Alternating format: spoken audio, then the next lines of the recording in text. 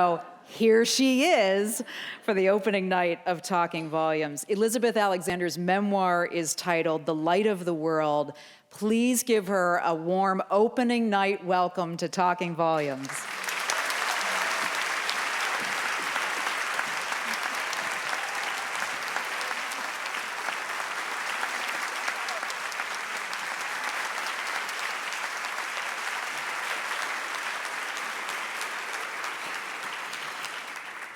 Welcome. Hey, I didn't even notice those shoes. They are so cute. Well, thank you. Wow. You gotta have a shoe moment on stage. I know, everybody's going to be looking at them now. Don't let that worry And at you. yours. And mine. Yes. So downstairs, we were talking a little bit about the tumultuous life that you've led after you put this book out into the world. And I think there's more to that than even I knew. So what has it been like after you wrote the memoir, sent it out to readers, and went on? Well, I don't know if tumultuous is the word that I would use, but tumbling. And I would start the story even earlier because I feel that in the 4 years and a few months since my husband passed away so unexpectedly, there have been so many galvanic changes in life, but I felt that the only choice is to step into them. So it's been a very, very unimaginable few years, but a truly adventurous few years. And it's really taught me that sometimes in profound loss and profound upheaval, that actually, you shed your skin and you don't leave it behind, but if you keep moving, life keeps opening itself up to you, and I felt like that's the only choice. So I look even further back to my husband passes away. I was telling you this story. One of my dearest sister friends, I was living in New Haven, Connecticut with my children who were 12 and 13 at the time, my beautiful sons, and she said, "You gotta move to New York." She said, "I'm gonna make you cry, and I'm so sorry because I love you, but I have to tell you this, because you need to stay an artist, you need to stay an artistic community, you need to not be in the old life because you're not in the old life anymore, and your children need to see you do that." And I cried, and I told her to go away, and I said, "Why are you making me cry?" But then, in the way that you sometimes hear something and you know that it's true, I knew that that was the first of the ways I'd have to, kind of not just wash my face and get up and put on a dress and keep moving, but keep moving in a profound way that is actually the gift of life after everything burns to the ground. Your children saw you step into life, as you put it. I mean, you had a choice. That's not how you would have had to have decided to live, right? Well, no, that's right. And I think had we stayed in our beautiful community, that would have been fine too. Had we stayed in the home that we had lived in all that time, that would have been fine too. We would have made that work. But I think, again, reinvention that doesn't leave the whole self behind, and realizing that you actually don't know what's around the corner. So not to be reckless or crazy, but to see that there is opportunity of a different sort sometimes in the next place. I was thinking about the fact that words and language mean so much to you, of course, as a writer and a poet, and what the language of loss and grief is, and how you lived with that for a long time, and then you turned that into this memoir, and how, I think at one point you talk about lost implies we're looking that he might be found. I lost my husband. Where is he, I often wonder. How long did it take you before you felt comfortable with the language of what had happened and what was ahead?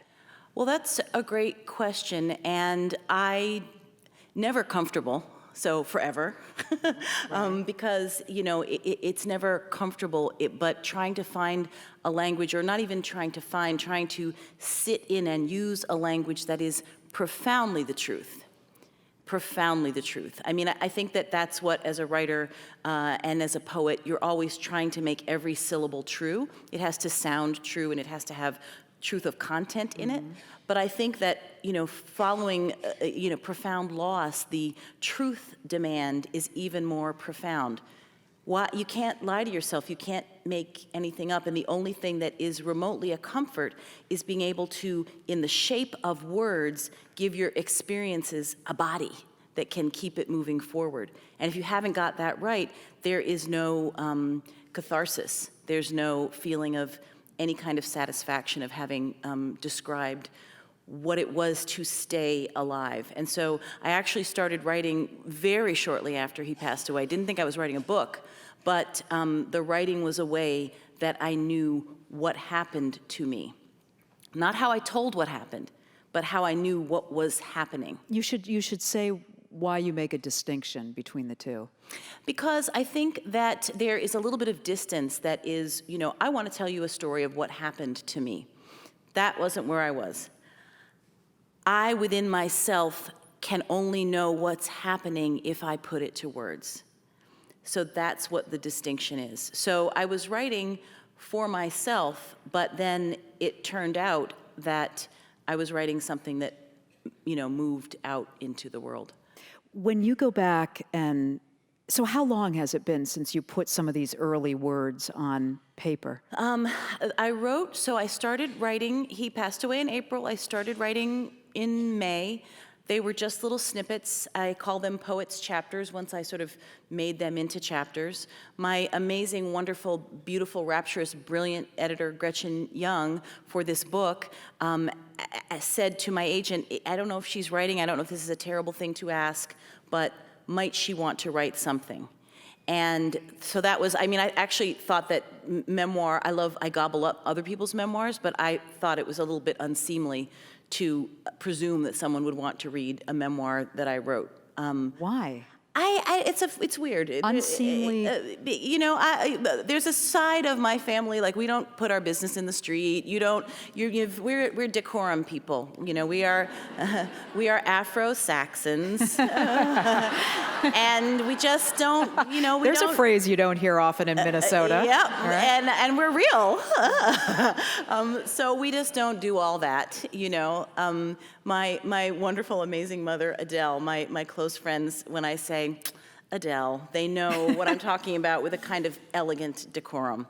So, I didn't imagine it, but the work and the story and the words just came out. And so I wrote the book in less than a year, actually, because I just kind of kept going, and then I kept shaping, and that was that. And when you go back and read what you know are some of those earliest poets' chapters, some of the earliest things you wrote, I imagine some of that is here, right, in the finished product. How does that read to you?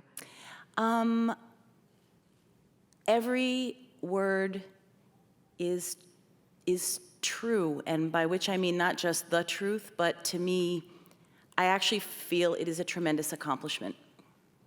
I really do, because I feel like I made something that is now outside of me that has its integrity. And so that, what you were first asking me about the last year and going on the road with this book after it came out April of 2015. Right. It was a very extraordinary experience. When I have done poetry readings, and I have to say, Grey Wolf Press, Jeffrey Schatz, and others, are you here? Yes, you are somewhere. So I belong to Grey Wolf and to this place. But so when people who read poetry are very, very special people and very devoted people, and it's not anything anybody ever makes you do. You do it because you love it. So that's one kind of communion. But with this book, the story led first. Yeah. People knew this was the thing that happened. That's such an interesting thing to say, and a difference between Totally different. what you were accustomed to. Totally different. And also I think that there is a little bit more of a general attitude that poetry is sometimes hard for people to get into, but memoir stories, people's lives, we gobble those up. So so many people came to them with their stories of love, with their stories of loss, but what was fascinating is very few of them came from my demographic. It wasn't like, kind of middle-aged surprise widows that's who the audience was filled with. No. people, some of my favorites, young people who wanted to believe in love, who wanted to believe that rapturous, encompassing love could be right around the corner by surprise, because it's a love story. So those people, first-generation Americans who, responded to the story of someone, with an American family for a long time and someone who's a new American. My late husband came from Eritrea in East Africa. So those young people especially were amazed. I mean, it's the first book that tells the story of an Eritrean, of an Eritrean artist. So, I mean, those things were so very special. And then people with various kinds of loss and various kinds of profound loss, because, of course, that is a great equalizer, and we all meet it in some way in our lives. And so people came bearing that as well. And it was very profound to be a caretaker of those stories and to commune with those people.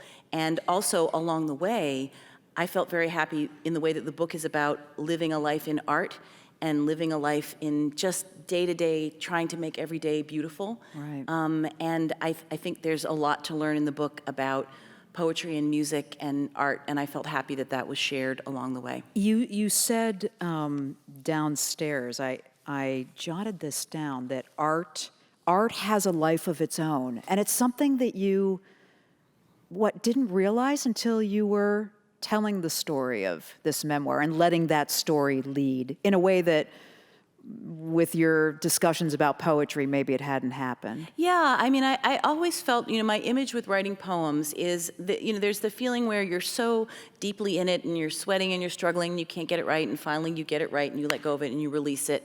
And then it's its own thing. And so because I'm also, a professor and a scholar and I write about art, I know that then it's for other people to say, this is what I see in it. This is what it means to me. And that's how poems move freely in the world, awaiting interpretation and being sustenance in some kind of way to people. But I think that maybe because there's something about the wholeness of this, and that it is so intimately and explicitly my first person self, right. My real life, real people, real names, nothing changed, no poetic license. But yet, it is like birthing a child in a way that I've never used that language to talk about my work. It came out of my body and now it's running free in the world, and I don't know what it's going to do, but I recognize it when I see it. I claim it. I say, isn't she pretty? But it's not mine anymore. But there's so much poetry in this, Elizabeth. This is why it's really interesting for me to hear you draw such a bright line between this and what you're usually putting out into the world. Well, I think that what was great about, and now there are a few different genres I've worked in. This is the first time in memoir, but I've written a verse play, and I've written lots of essays, and I've done newspaper writing, and then there are the poems. But I think that because the experience was so unprecedented to me, it had to find its own form. Right. And I think also I had very concentrated energy, but not stamina. So what does that mean? That meant that I could only write small things. I couldn't say beginning to end, I'm doing a this. But I could write little things, and I could use the tremendous gift that poetry has of understanding the power of silence, the power of white space, the power of the elliptical, the power of line breaks, that there could be these concentrated things sitting in the middle of a page, and then you pause and turn the page. So that I thought also a reader could dip and dab through it, because I could, after my loss, I could not read for some time. I didn't have the stamina to read a whole book. And so, I mean, reading is the constant of my life. It's what I have done every day since I taught myself to read. Even before, my mother said I would read in the crib with no, but I couldn't read. But I had books and magazines in the crib because I liked reading. Did you say you taught yourself to read? Yeah. Did you? I did, yeah. Wow. Because I wanted to know what was in the books.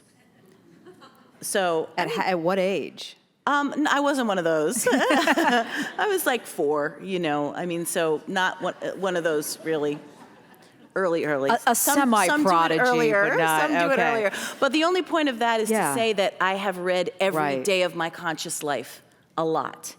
So just to say that not being able to read was a sign that something was amiss.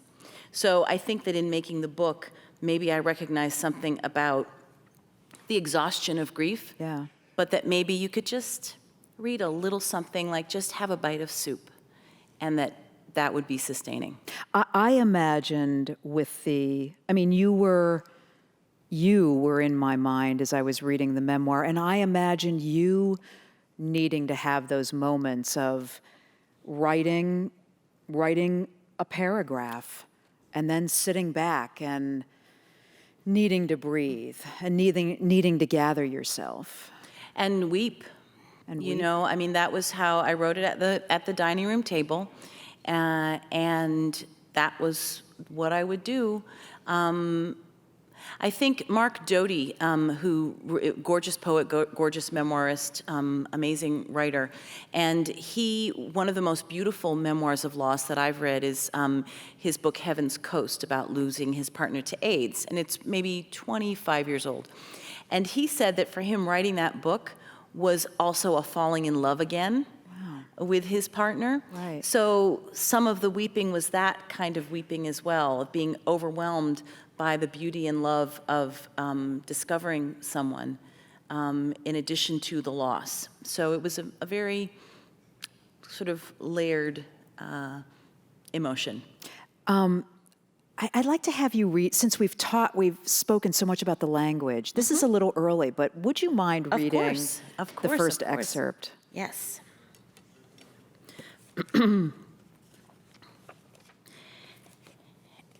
And so the book is in 5 sections, and time moves around. So in the first section, I wanted there to be what happened. Why did you come to this book? I am the kind of reader who, if there's a big what happened, then I'll just read ahead and find it. So I thought, I'm going to just tell you this big thing happened. And so it happens in these tiny little chapters, and everything changes. And then in the second section, I thought, why would anyone care about these people? I have to create these people so that people will love them and keep reading. And so there's a moving back and forth in time. So here I think we're in the third section. In Lucille Clifton's poems, the living and the dead speak across the veil. Over the years, I have read those poems over and over, especially this one, The Death of Fred Clifton by Lucille Clifton, age 49. I seemed to be drawn to the center of myself, leaving the edges of me in the hands of my wife. And I saw with the most amazing clarity, so that I had not eyes but sight. And rising and turning through my skin, there was all around not the shapes of things, but oh, at last, the things themselves. Was that what dying was like? A drawing into essence, a concentrated drop that would then evaporate off the earth? I seemed to be drawn, Clifton writes, in the voice of her dead husband. He cannot be sure of what is happening. But the dead husband speaks from solid ground when he states in the poem that he is leaving the edges of me in the hands of my wife. We grasp at the tattered edges and don't let go. What we clutch is a rent garment, but it is ours and what is left now. The poem yields more as Fred Clifton moves closer to true knowing, as he sees with the most amazing clarity. Death itself is like a snake shedding its skin. Fred Clifton describes rising and turning through his skin. A new self reveals itself when the old carapace has shed and died, as though we live in exoskeletons with something truer underneath. Death comes with a gift in the poem. Our loved ones tell us here that what we see with our eyes is different from what we know, the things themselves. Oh, at last is the moment of exaltation in the poem. Lamentation and exaltation are simultaneous here. I am a widow. I am Ficre's widow clutching at his edges. I cannot hold on to the garment. I cannot imagine what sight awaits me. Do I need to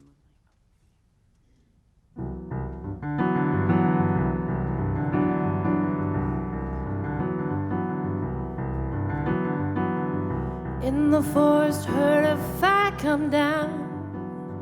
Tell my mama, gotta make that sound. And she said, don't forget you gotta make that sound. And she said, girl, make it. I got a mama so bad, she make you lose your breath. I got a mama so bad, I wish she never left. I got a mama so bad, she said, I love you, girl.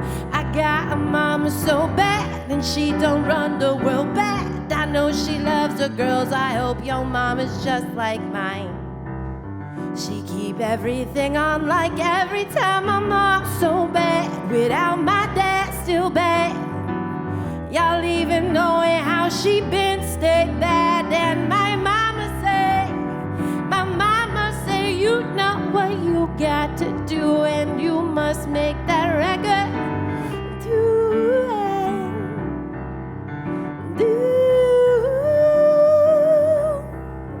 And when my mama came up, she said, I'm good enough. I'm from the borough where we take it slow, the borough where we make it low. And I wish you could say some. I wish you could say some. I wish you would tell me what I'm doing was wrong. 'Cause in my heart I got the love for my 2 daughters way at home. And in my heart I got the love for all my family around the room. When I leave, don't make you the one who knows what's good for me. And when he told me he did want to live, and I said, man, I can't do this. Told my mama, I got this. You take a trip and clear your head. Get your groove back for your life, for your wealth, for your kids, for your health. Now you could sing la-ti-da, ti-da, ti-da. La-ti-da, ti-da, ti-da. La-ti-da, ti-da, ti-da. La-ti-da, ti-da, ti-da. And if your mama raised you right, you singing all right.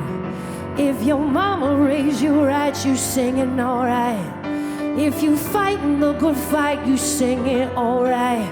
Because your mama raised you right, you singing all right. La-ti-da, ti-da, ti-da.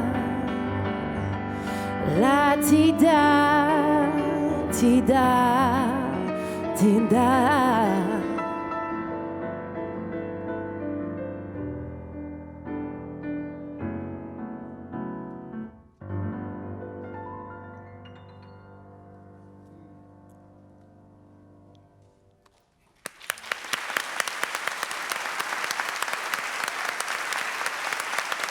That's Mina Moore. Thank you. Wow. That was good. Would Adele have liked that, your mother? Yes, she would love that. And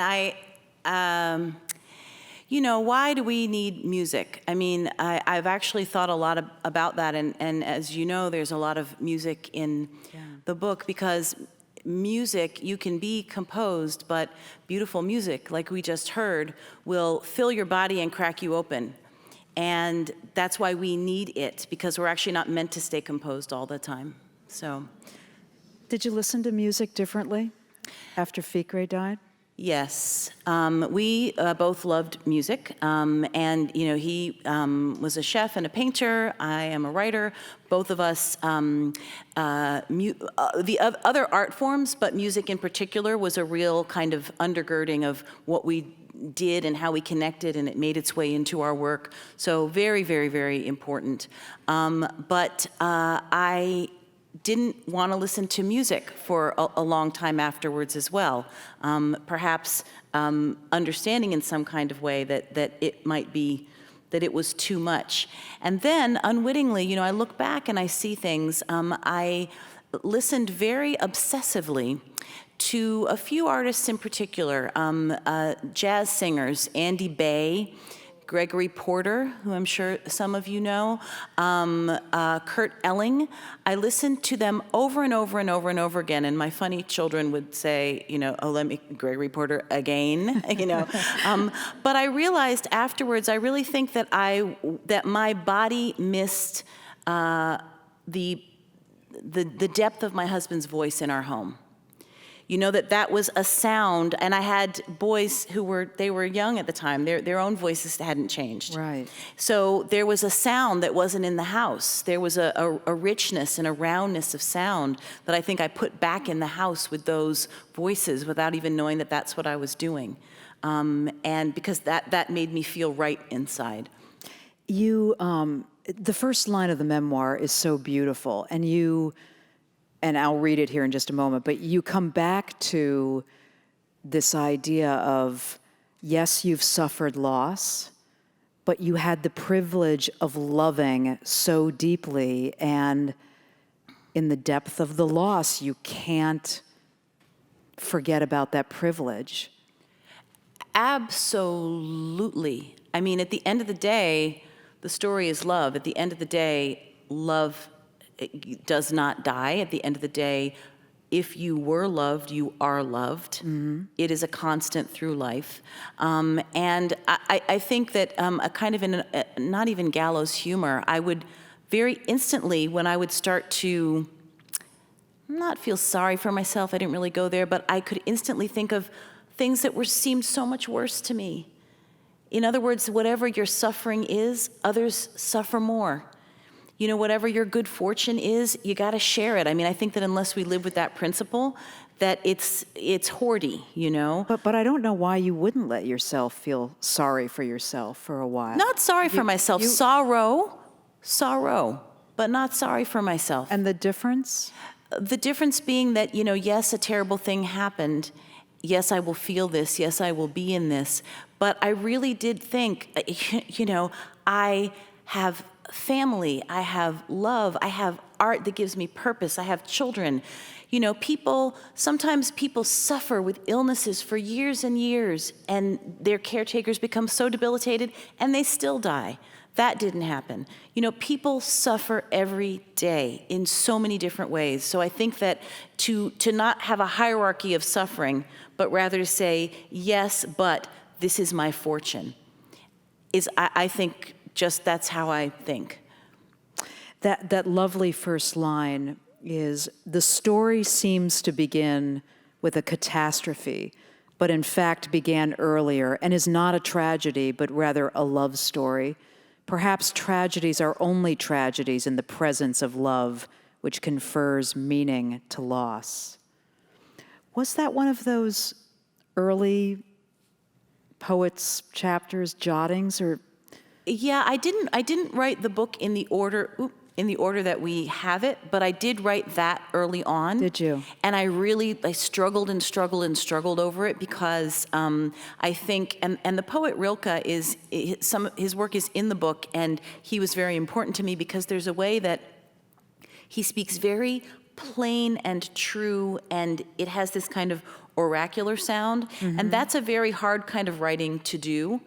And in fact, it can go awry very easily, you know, if you kind of, you know, give have me an example like oracular voice. Yeah. Well, it would be a bad sentence, you know. But when you say it's a plainness, but in Rilke.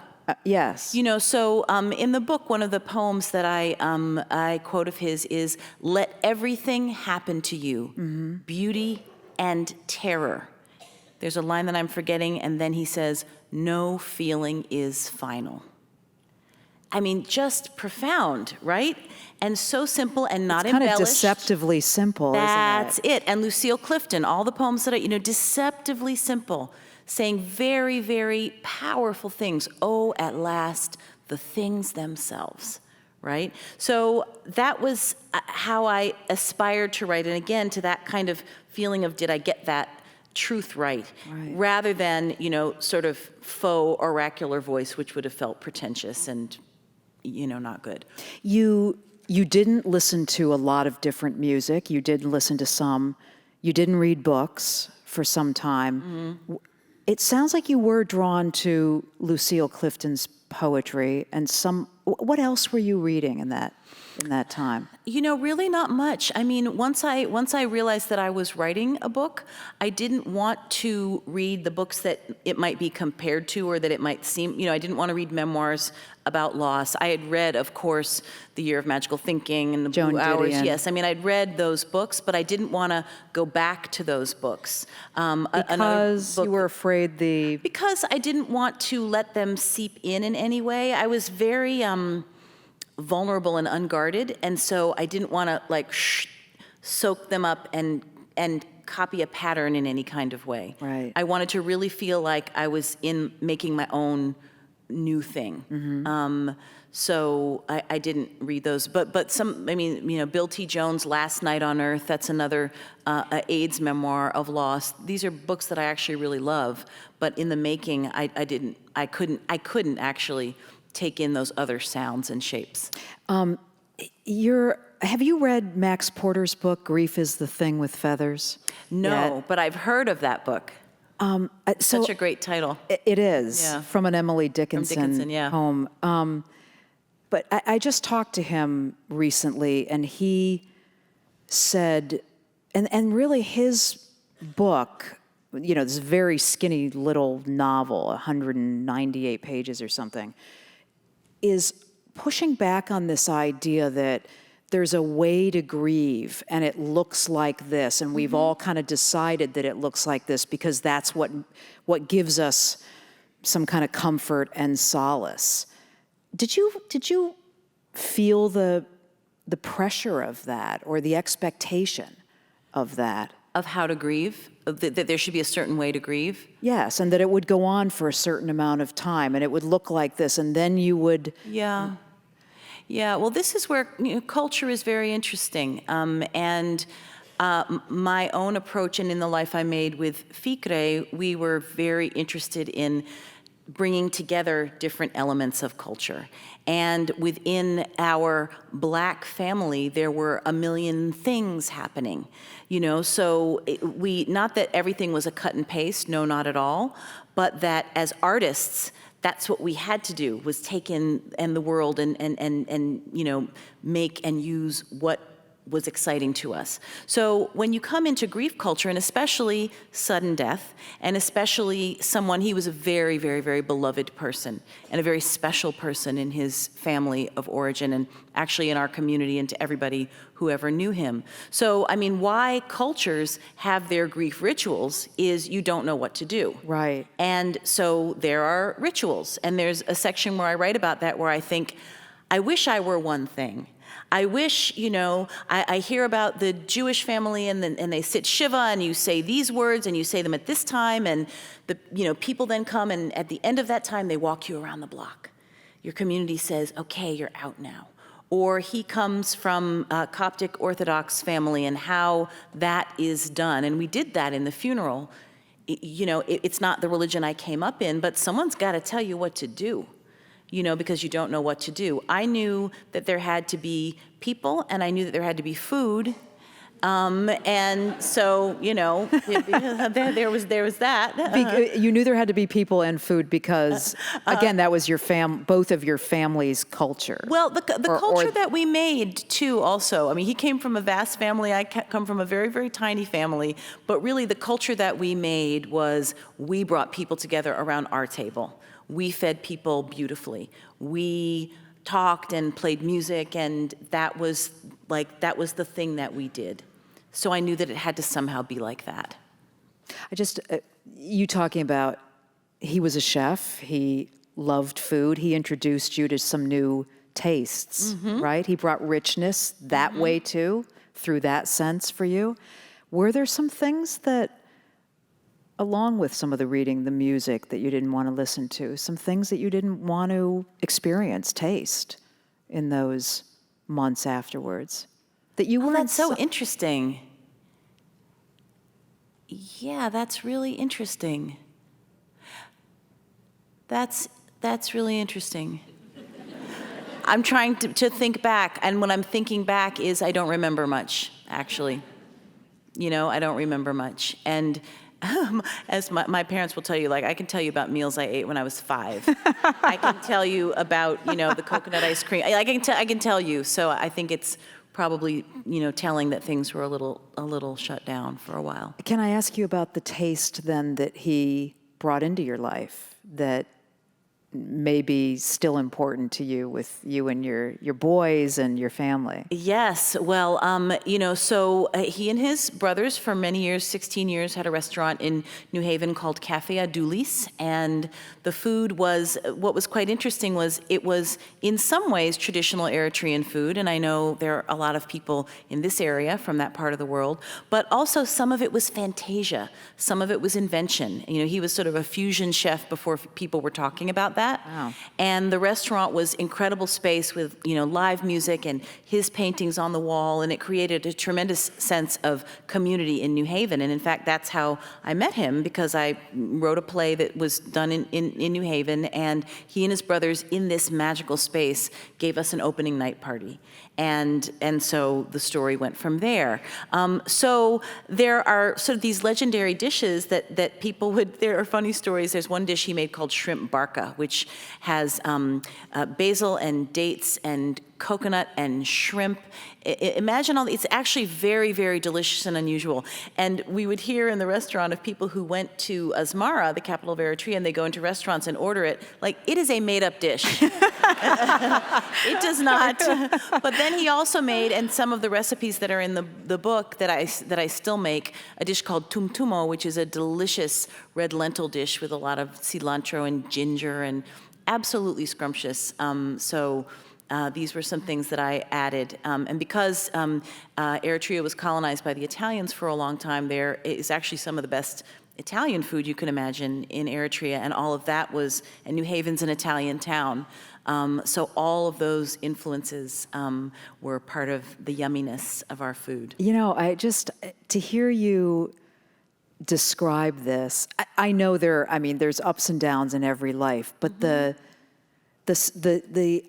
idea that I get is that your senses were alive a lot of the time, and there was a vividness to the day in, day out of this. And then there wasn't for a while. Well, or there still was. Okay, there still was. You know, I mean, I think that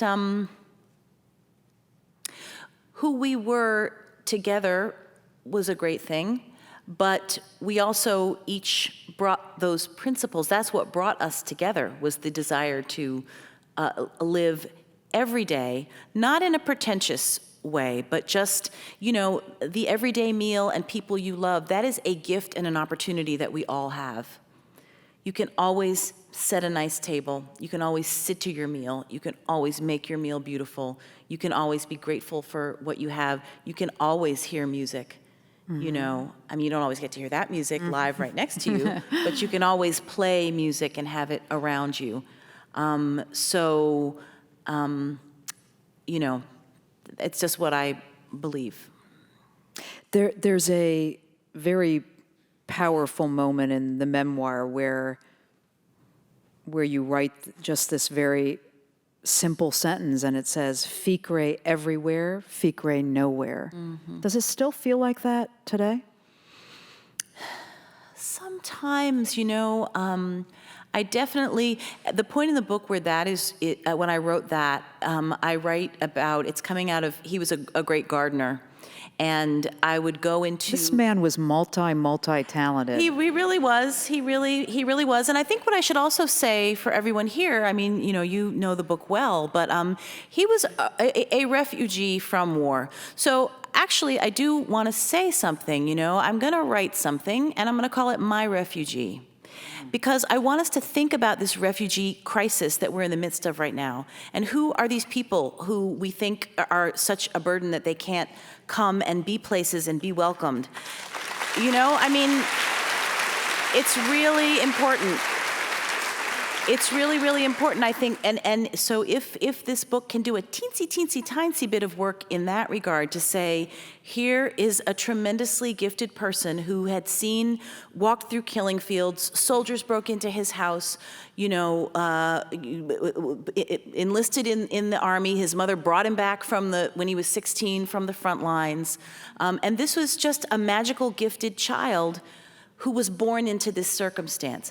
And he was born into all of that, and he was also born into a magic garden. He was also born into a home with a mother who made amazing food and painted the walls different colors and embroidered her clothes in beautiful ways, and was a fierce warrior who raised amazing people who were respected in their community. And because of that war, are now respected everywhere they landed, all around the world, because that's how she made them. So, that to me, I think, is treasure. I mean, if I just think so, my refugee gave me my kids. My refugee gave New Haven, a legendary space that taught people and fed people and nourished people. My refugee gave the world 882 paintings. That's how many he met. Wow. Yes, he's special, but there are a lot of special people. I'm not precious about that. I'm really glad you mentioned this. I was going to ask you about this. I was listening to a story, I think it was yesterday, out of Princeton, New Jersey, this community, a church there that has a long history of bringing Syrian, well, this time it's Syrian, but bringing refugees. And this is part of the ethic of the church community. And the community has gotten to know this family very well that came from Syria. I mean, they are in some ways every refugee, and then the refugee that the community knows so well. You know what I'm saying? And listening to this story and hearing about the mother is learning to drive, and everybody gathered around to applaud that she was learning to drive, and I thought, this is the thing that is often obscured in the way that we don't understand the kind of crisis. The thing that you're going to write about. Who are they? They are the people in your neighborhood that you could be compelled to care about them starting a new life. And yet, I think in the political arena and in the policy debate, that seems so distant. And I wonder why.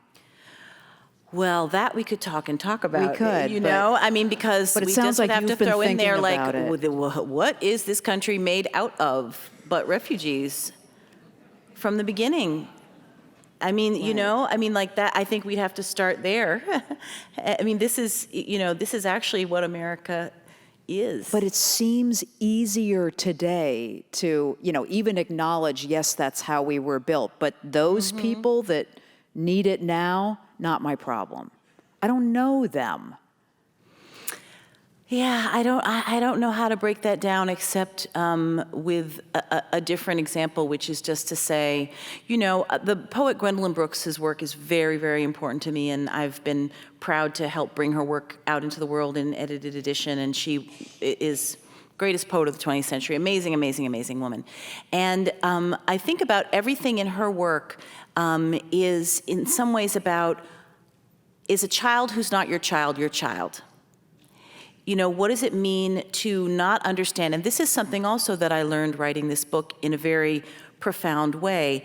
Yes, I'm writing about rapturous, magical love between two people, two atoms that come together, you fall in love, you make babies, all of that kind of stuff. And I want people to feel that magic. But that power has to be shared. That love has to radiate outwards. We have to belong to communities. We have to let our love be a force in more than just our house. And that's what Gwendolyn Brooks says. There can be the child who's in your house, but what about the child who's in your alley? And what does it mean if you don't take responsibility in some kind of way for that child? What does it mean if you can't look at a child and imagine them as somehow having something to do with you? And I think it is a fallacy to think that you can put people over there. Someone else who I admire very, very much, Brian Stevenson, the great, great justice advocate, whose book, Just Mercy, if you don't know it, is just an incredible, incredible book. But he talks about proximity. We need to get proximate to each other. And so, that's kind of how I'm trying to think about love and community. Okay, so this is the proximity thing makes sense, because you'll notice that every now and then there's the wrenching photograph of the toddler lying face down in the Mediterranean. Suddenly everybody's talking about the refugee crisis again. There's that video of that little boy who has survived the bombing I think it's in Aleppo. And suddenly it's real again. That's the proximity that I think we spend a lot of time pushing away until it's kind of right before us and we can't.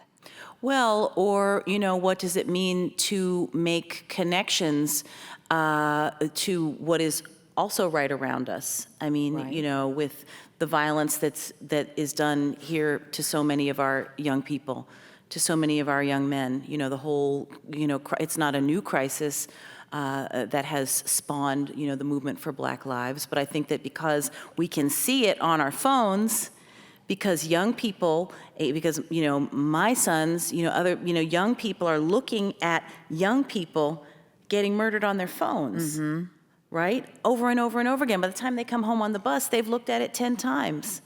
So I think that, we have to have a larger ethic and ethos that understands these things as connected and understands how we need to, again, belong to each other, see other people's children as our own. And that's what, Gwendolyn Brooks put so beautifully, I think. Maybe perhaps the other excerpt. Of course. Okay, Yes. right. And if you'll set this up just a little bit. Yes. There we are. So this, I mentioned that he was raised in the Coptic Orthodox Church in Eritrea. And so that exact church didn't exist in New Haven when we were to get married. So we got married in the Greek Orthodox Church. I had a big fat Greek wedding. And actually it was, if you've seen that movie, it was actually really kind of funny because I mentioned that I had a small family and we wanted to have a small wedding. And so he said to his sisters, he had 500 sisters, and he said, okay, we're gonna have a small wedding. They said, we understand, she's American, she has no people, we're gonna have a small wedding. And so they said, here, tiny list, 300 people. Oh my gosh. Okay. And so we did end up having a small wedding, but what was funny was I actually have many people in my life, but it's just a whole nother principle. So where you do the thing that actually I don't really like, where in churches sometimes her people on one side, his people on the other. And it was like in the big fat Greek wedding, where it's like they're falling out of the pews on one side. And the Afro-Saxons are on the other. So, the priest, Father Peter, was a very remarkable and wonderful person who married us and baptized our children and preached Vicre's funeral and has been a beautiful source to us. So we'll see Father Peter in here. And this is at a time when some time has passed, some months have passed after his death. And we're things are moving forward in some kind of way. What a perfect, and I'll say one more thing. He died 4 days after his 50th birthday. And we had a beautiful party at home for him, and everyone raised their voices and just testified to who he was. What a perfect May morning this is, one where I imagine he would have risen before us, fixed his coffee, and gone out into his garden. He would have stood upon his mount and watered the rows, sorting his head for the day. How will we now plant the vegetable garden? How will we thin the rows? My children knew his love, and so did I, always unwavering, always trained upon us. But oh, to have had a chance to say goodbye, to tell him again. Why did I speak as I did at his 50th birthday? I said goodbye. Why did he buy the lottery ticket with my name on it? Why was he so angry when he lost? Why was his studio left so tidy?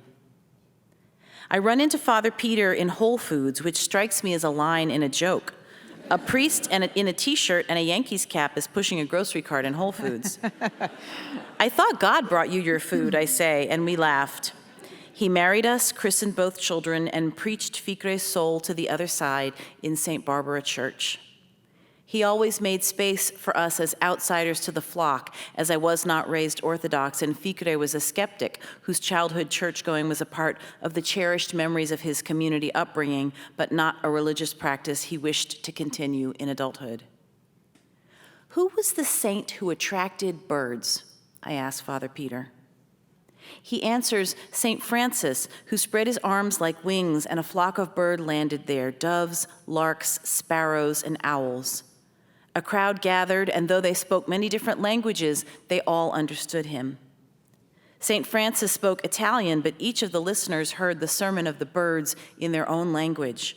Each bird repeated the words St. Francis uttered, but each bird spoke a different language so each listener could understand. Yes, I say, that's right, and I tell him a story from our family. One day, we all went to the Chickadee Forest in Cape Cod. I wasn't too excited. I'm a city girl and don't want birds coming close to me. As we wended deeper into the woods, Simon suddenly stood still on the path. He was only 5 and stretched out his arms. Chickadees came and lit all over him, on his arms, on his shoulders, on his head.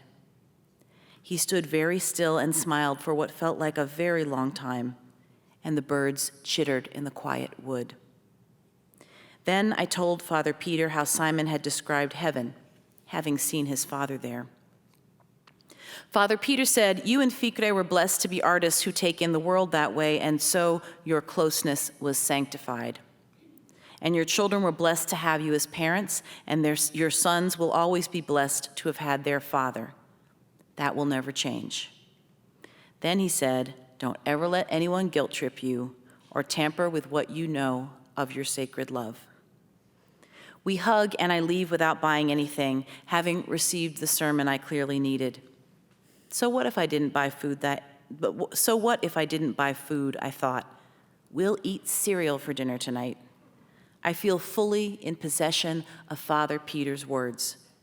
The ones that shimmer, I repeat to myself. Sacred love. I love that part of the memoir. Thank you. Thank you.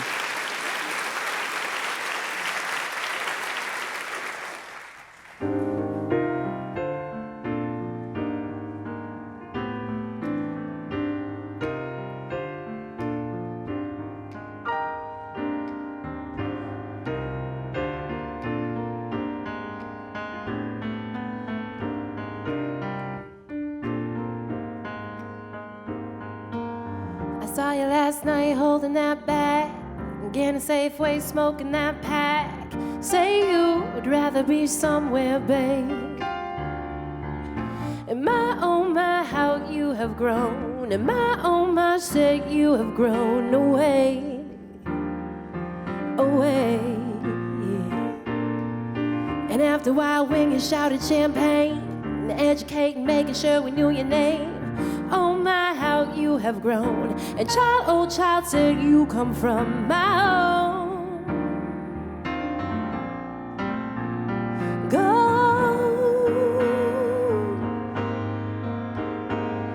Maybe you sell me what you want. Go.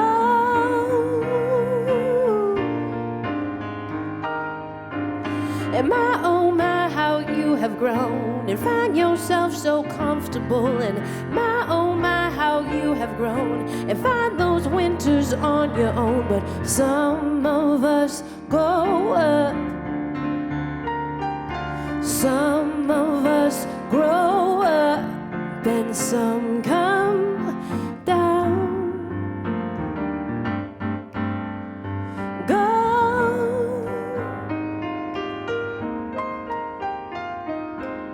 Saw you last night holding that bag, getting a Safeway, smoking that pack. Say you'd rather be somewhere, baby. And oh my, how you have grown. And oh my, said you have grown away, away. So baby, tell me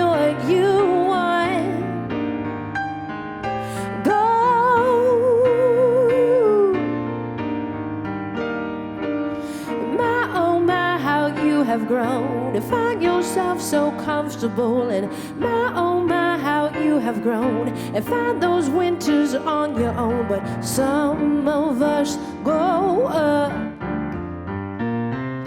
some of us grow up, and some come down now. Grow up.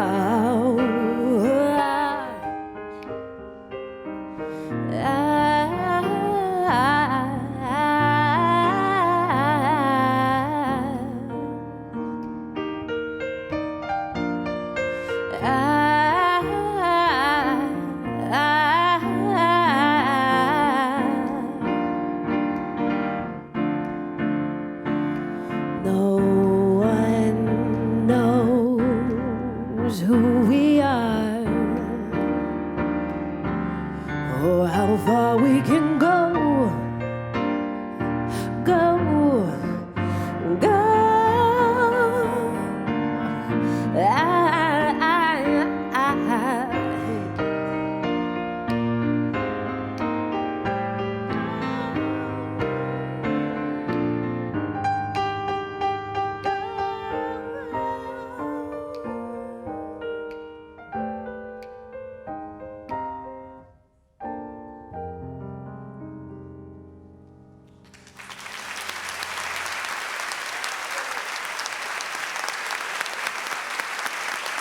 Nina Moore. Thank you. You're listening to Talking Volumes at the Fitzgerald Theater with poet Elizabeth Alexander, and her memoir is titled The Light of the World. So you notice we brought another chair out and another microphone. Do you know who that's for? Oh, is it for our friend Krista It is Tippett? for our friend Krista Tippett. Krista, come out. Where is she? That side. There she is. This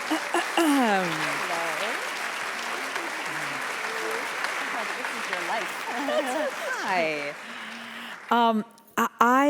I asked Krista if she would do this because her new book has a lot of Elizabeth. well, no, it reflects some conversations that you two have had, and some of the reflections. I feel like we're so far away from each other that you've taken away from that.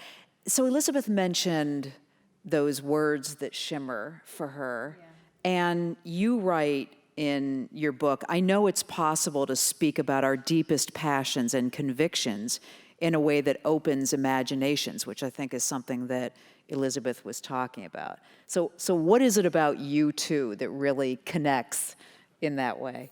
Well, can I just say, all I want to do is be quiet and keep listening to Elizabeth talk.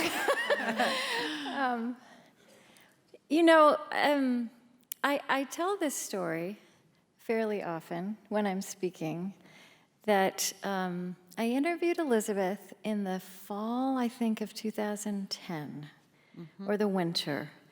And then we were producing the show right after the first of the year, and it happened to be the week that Gabrielle Giffords was shot. There was that terrible shooting. And unfortunately, vitriolic election seasons have become things we're used to. But at that point, that 2010, there was a lot of feral language. Yeah. And we were aware of it. And then this shooting happened. And so, because we have a weekly show, unlike you, live every day, we had already put it up on the satellite. It was out there. And as producers, we were concerned about putting a show with a poet out in a week of this terrible national tragedy, if it would seem tone deaf. And in fact, there was this, people just soaked it up, right? I watched it just go straight up to the top of iTunes. And what I was aware of is that what that spoke to, what Elizabeth spoke to, and our conversation about what poetry works in us, and our desire for words that shimmer, that amidst all of the things that we were thinking about and reflecting on, we realize how starved we are for fresh language to approach each other, and in public as well as in private. And that's probably more true now than it was then. Yes. Right? But my experience is that when we put you on the air, when we put poetry on the air, people know we need this. Yeah.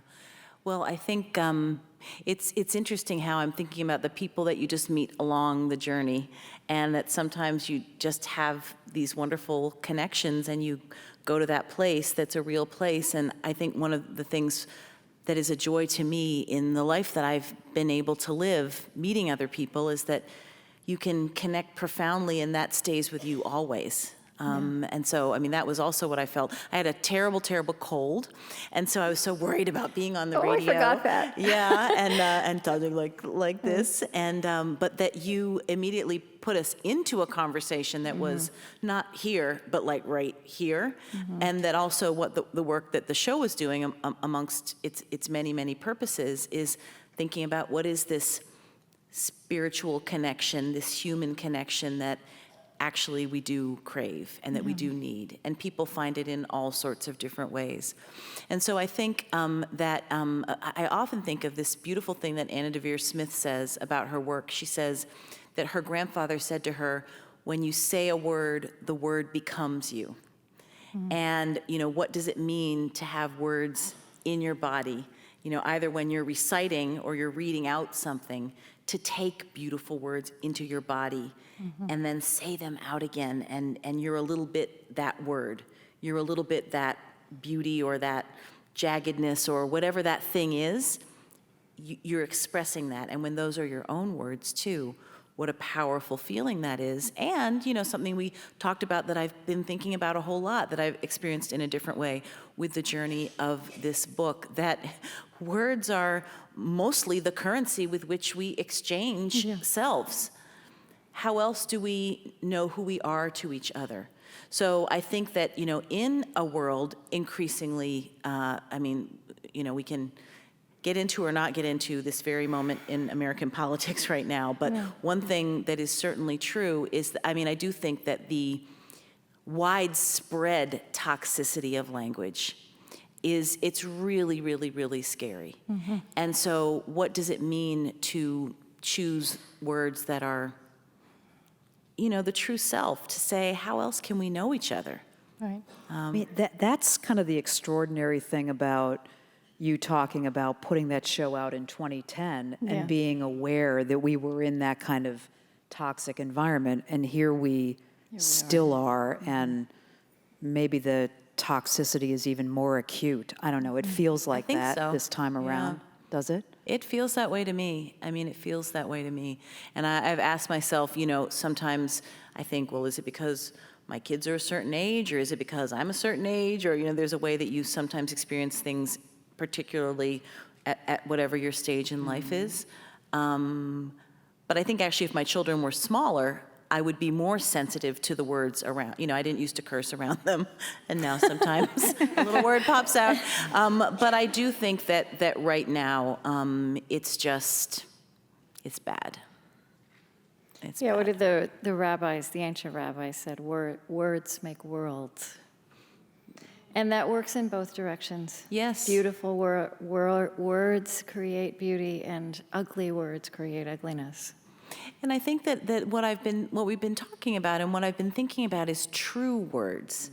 Just what does it mean to, and I think that is in a wonderful way about being a middle-aged woman, if I may say, that what is wonderful about that is that there are some things that you just don't worry about anymore, and what is true and real and generous just feels like the only important thing. That's kind of all I'm interested in, actually. But I remember when we spoke those years ago, you make such an important distinction between fact and even what is truth and underpinning truths, undergirding truths. Yep. And that's what we're in short supply of, at least in what we know how to navigate in public. I think that that's true, and I think that that's a great gift to be learned from writing poetry, where, the factuality of it, it actually is important. If you have things that are really factually untrue, then it takes apart the credibility of the poem if you describe something in a way that's implausible. But you're trying to get to a different kind of truth, because that's actually where the soul print resides. Yeah. You wrote, so you talked to Elizabeth after you did the poem for President Obama's It was inaugural. after that. It was after that. Yes, Yeah. it was the year after that. I mean, Yep. talk about, I would think, sweating over choosing the words. I mean, the eyes of the world were on you, Elizabeth, as you stepped up to declaim the poem you'd written. Yes. Well, my editor is here, and so I think I stayed pretty calm, actually. I think I was, because there was no choice. And this is where, kind of ancestral force comes in and says, you're not going to mess this up. This is not a moment to be messed up. You are just going to do this thing. So, I mean, yes, it was, it was tense, but actually the harder than delivering the poem was writing the poem. That's really what I'm asking about, is choosing the right words, the right idea. Tell me what that was like. I think what was interesting about that particular poem is that with every other poem that I write, most of its readers will be page readers. And, with any other poem I would write, people will see it there.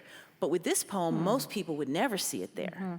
So, but how did I still write a poem that to me felt like a poem that I recognized and felt like it was kin to other poems that I had written? So to that end, I thought, well, just do it like you always do it, in some sort of way. No new tricks, no new techniques. Really? At this point, because now is not the time to invent.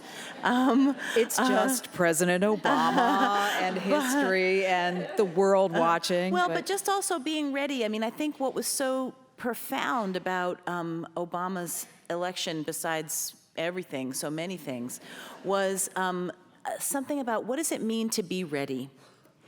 That you don't, this is how I was taught, that you don't know when you will have to step up, but you better be ready to step up. Because when you have an opportunity, you better be ready to take it. And that's where all the stuff comes in about, because of all of the struggles of people that you know and people that you don't know, who got you to this point, to be able to speak for other people and with other people, that you don't stand alone, so you better be ready. So, just to have craft and to have technique and to have discipline, and to have practiced those skills, and to say, okay, so do your job and do it in honor, yes, of this extraordinary person, but much more so in honor of this extraordinary moment that so many people have brought us to. So that was the hard job. Yeah. You were your legs trembling? When I got up there? Yeah. No. Oh, you know why? Because I had written the poem. I really felt like, just read the words. You already did the hard part. So Really? just read the words that you wrote. Just read the words. It was so.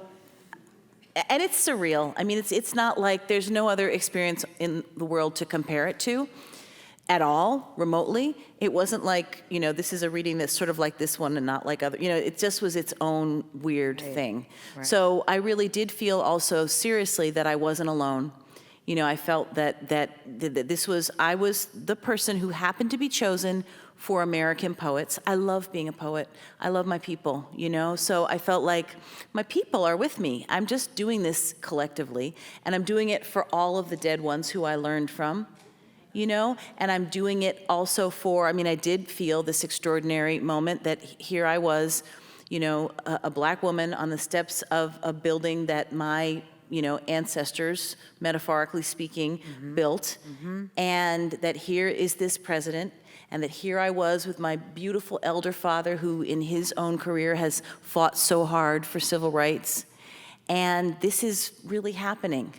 So, it was a beautiful moment in that regard, and again, one to just step into and live up to humbly. Just read the words. Read the words. Yeah.